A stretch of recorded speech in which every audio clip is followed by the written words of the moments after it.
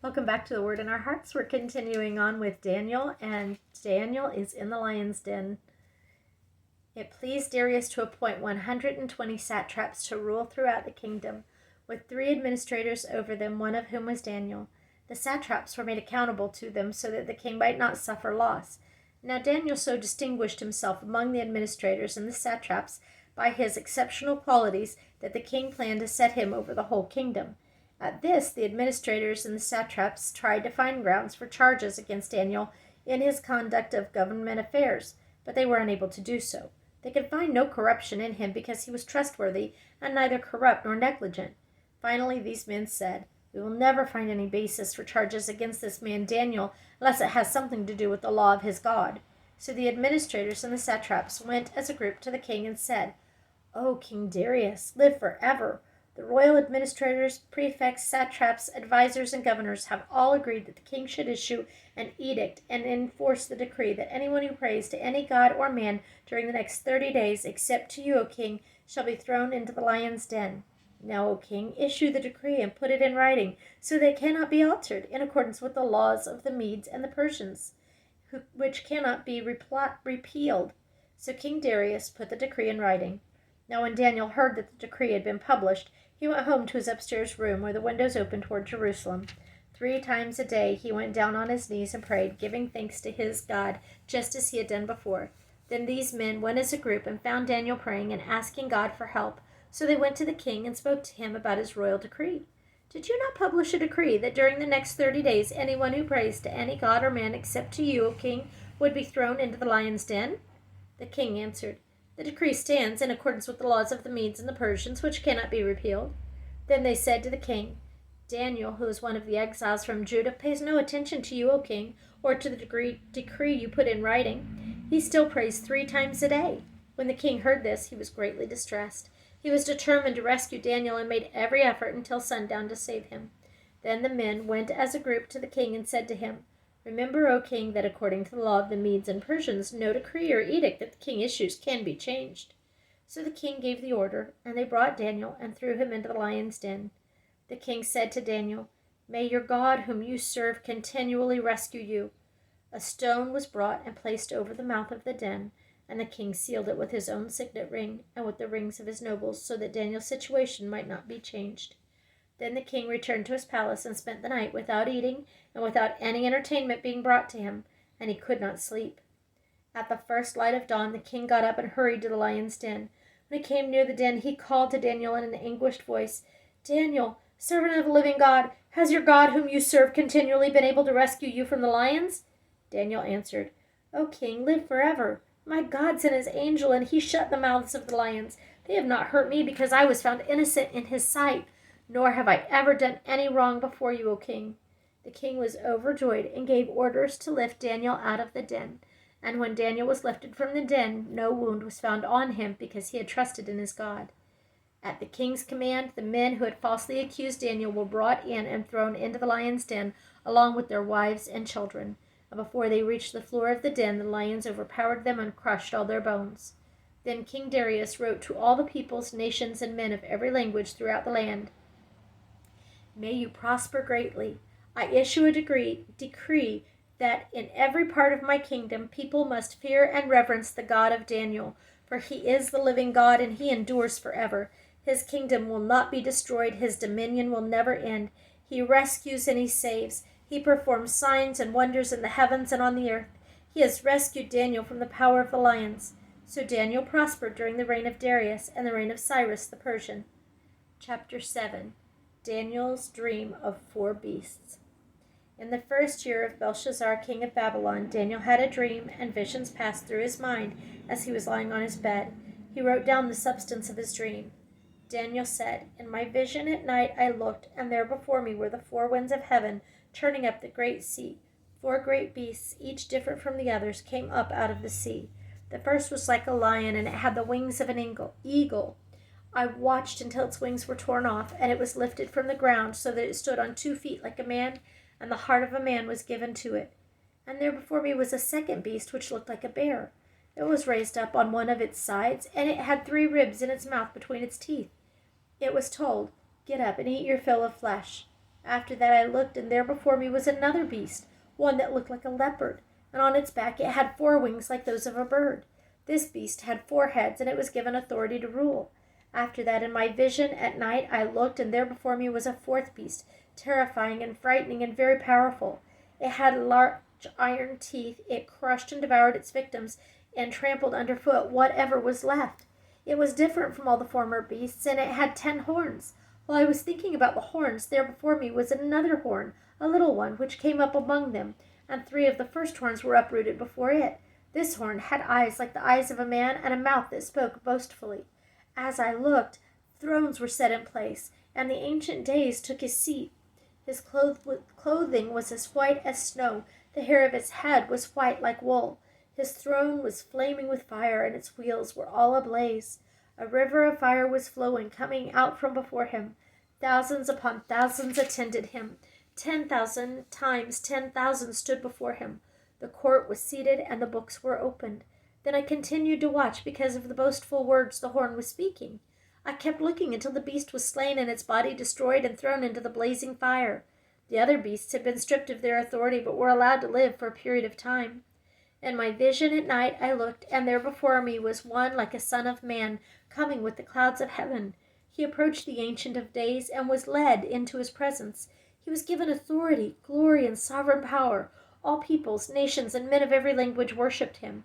His dominion is an everlasting dominion that will not pass away, and his kingdom is one that will never be destroyed. The interpretation of the dream. I, Daniel, was troubled in spirit, and the visions that passed through my mind disturbed me. I approached one of those standing there and asked him the true meaning of all this. So he told me and gave me the interpretation of these things. The 4 great beasts are 4 kingdoms that will rise from the earth, but the saints of the Most High will receive the kingdom and will possess it forever, yes, forever and ever. Then I wanted to know the true meaning of the 4th beast, which was different from all the others and most terrifying, with its iron teeth and bronze claws, the beast that crushed and devoured its victims and trampled underfoot whatever was left.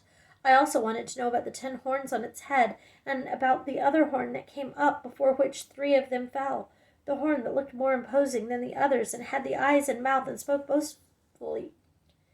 As I watched, this horn was waging war against the saints and defeating them, until the Ancient of Days came and pronounced judgment in favor of the saints of the Most High, and the time came when they possessed the kingdom. He gave me this explanation. The 4th beast is a 4th kingdom that will appear on earth. It will be different from all the other kingdoms and will devour the whole earth, trampling it down and crushing it. The 10 horns are the 10 kings who will come from this kingdom. After them another king will arise, different from the earlier ones. He will subdue 3 kings. He will speak against the Most High and oppress his saints and try to change the set times and the laws. The saints will be handed over to him for a times and half a time. But the court will sit, and his power will be taken away and completely destroyed forever. Then the sovereignty, power, and greatness of the kingdoms under the whole heaven will be handed over to the saints, the people of the Most High. His kingdom will be an everlasting kingdom, and all rulers will worship and obey him. This is the end of the matter. I, Daniel, was deeply troubled by my thoughts, and my face turned pale, but I kept the matter to myself. Chapter 8. Daniel's vision of a ram and a goat. In the 3rd year of King Belshazzar's reign, I, Daniel, had a vision after the one that had already appeared to me. In my vision, I saw myself in the citadel of Susa in the province of Elam. In the vision, I was beside the Ulai Canal. I looked up, and there before me was a ram with 2 horns standing beside the canal, and the horns were long. One of the horns was longer than the other, but grew up later. I watched the ram as he charged towards the west and the north and the south. No animal could stand against him, and none could rescue from his power. He did as he pleased and became great. As I was thinking about this, suddenly a goat with a prominent horn between his eyes came from the west, crossing the whole earth without touching the ground. He came toward the 2-horned ram I had seen standing beside the canal, and charged at him in great rage. I saw him attack the ram furiously, striking the ram and shattering his 2 horns.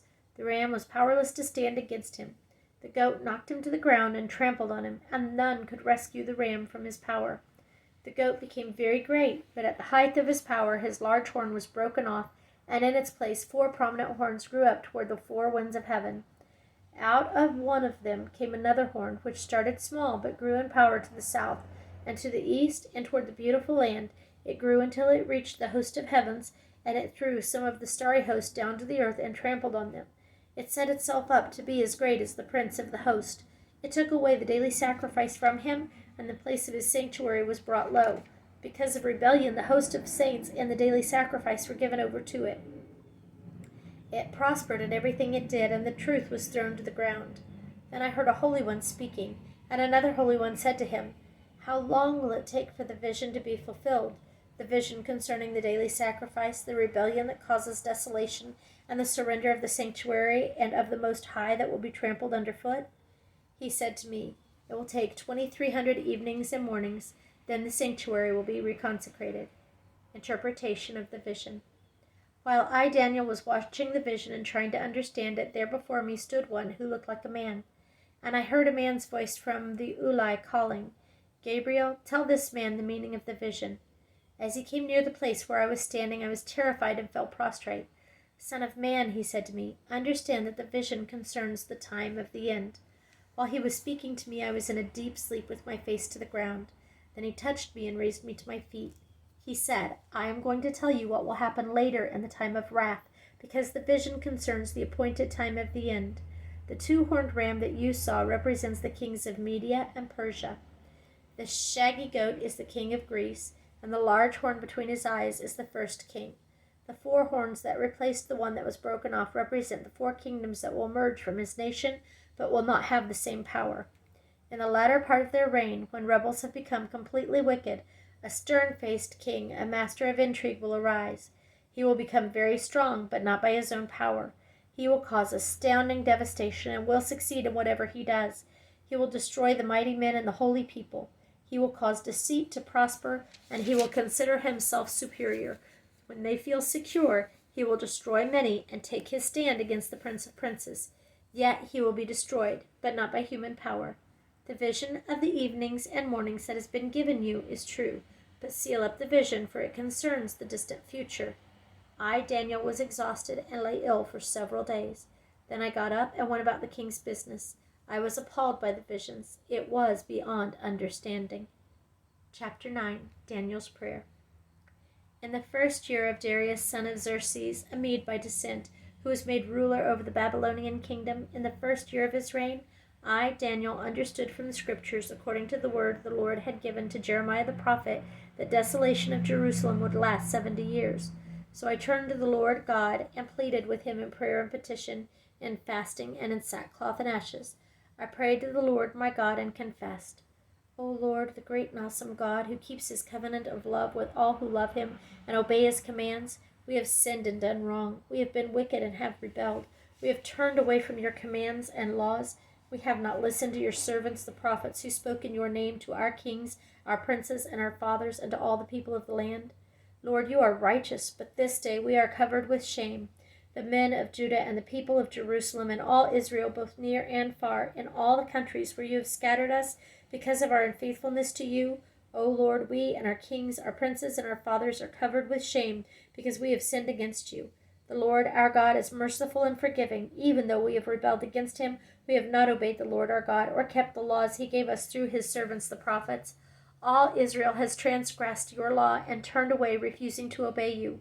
Therefore the curses and sworn judgments written in the law of Moses, the servant of God, have been poured out on us because we have sinned against you.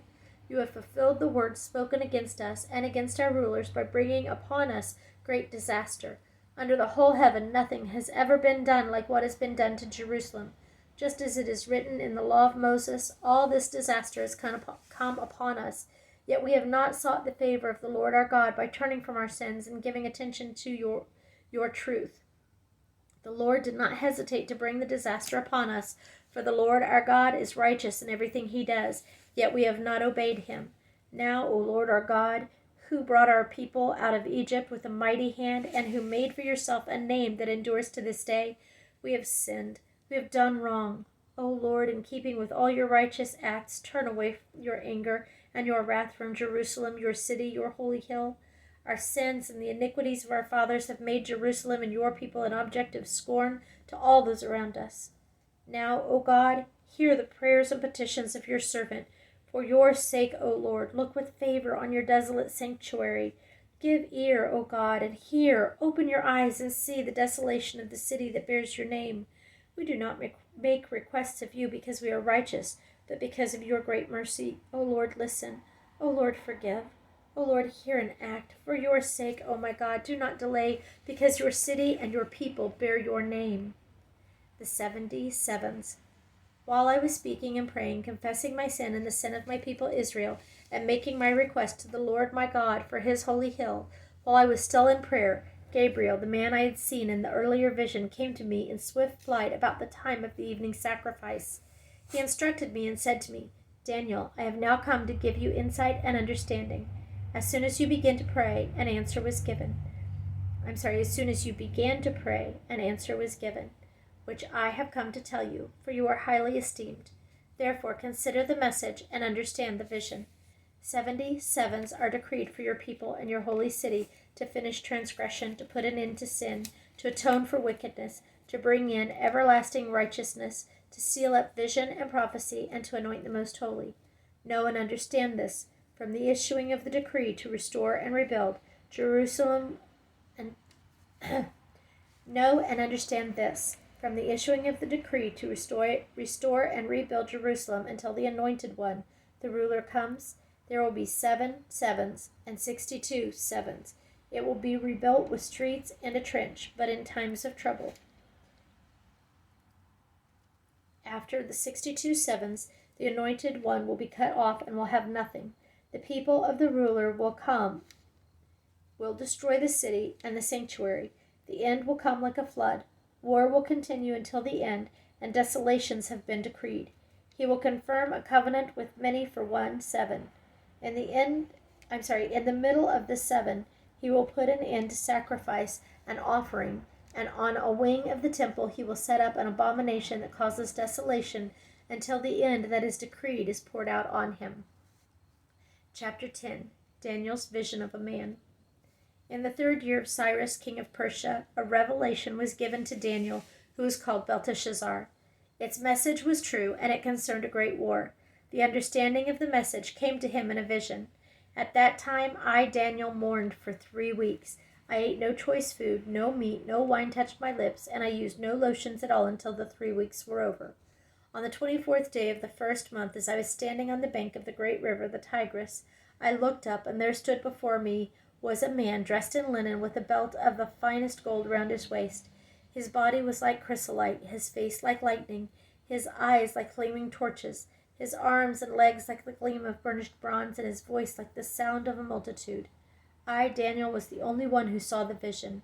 The men with me did not see it, but such terror overwhelmed them that they fled and hid themselves. So I was left alone, gazing at this great vision. I had no strength left. My face turned deathly pale, and I was helpless. Then I heard him speaking, and as I listened to him, I fell into a deep sleep, my face to the ground. A hand touched me and set me trembling on my hands and knees. He said, Daniel, you who are highly esteemed, consider carefully the words I am about to speak to you, and stand up, for I have now been sent to you. And when he said this to me, I stood up trembling. Then he continued, Do not be afraid, Daniel, since the first day that you set your mind to gain understanding and to humble yourself before your God, your words were heard, and I have come in response to them. But the prince of the Persian kingdom resisted me 21 days. Then Michael, one of the chief princes, came to help me because I was detained there with the king of Persia. Now I have come to explain to you what will happen to your people in the future, for the vision concerns a time yet to come. While he was saying this to me, I bowed with my face toward the ground and was speechless. Then one who looked like a man touched my lips, and I opened my mouth and began to speak. I said to the one standing before me, I am overcome with anguish because of the vision, my lord, and I am helpless. How can I, your servant, talk with you, my lord? My strength is gone, and I can hardly breathe. Again the one who looked like a man touched me and gave me strength. Do not be afraid, O man highly esteemed, he said. Peace, be strong now, be strong. When he spoke to me, I was strengthened and said, Speak, my lord, since you have given me strength. So he said, Do you know why I have come to you? Soon I will return to fight against the prince of Persia, and when I go, the prince of Greece will come. But first I will tell you what is written in the book of truth. No one supports me against them except Michael. Your Prince. Chapter 11.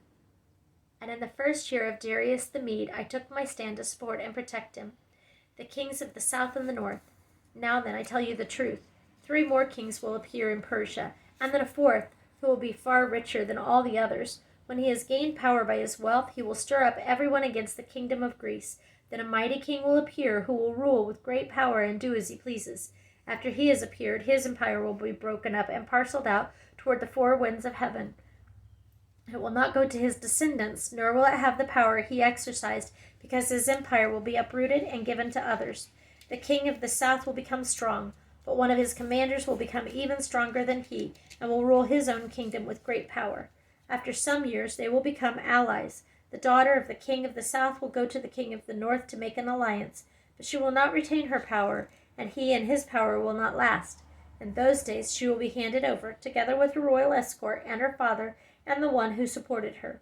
One from her family line will arise to take her place. He will attack the forces of the king of the north and enter his fortress. He will fight against them and be victorious. He will also seize their gods, their metal images, and their valuable articles of silver and gold, and carry them off to Egypt. For some years he will leave the king of the north alone.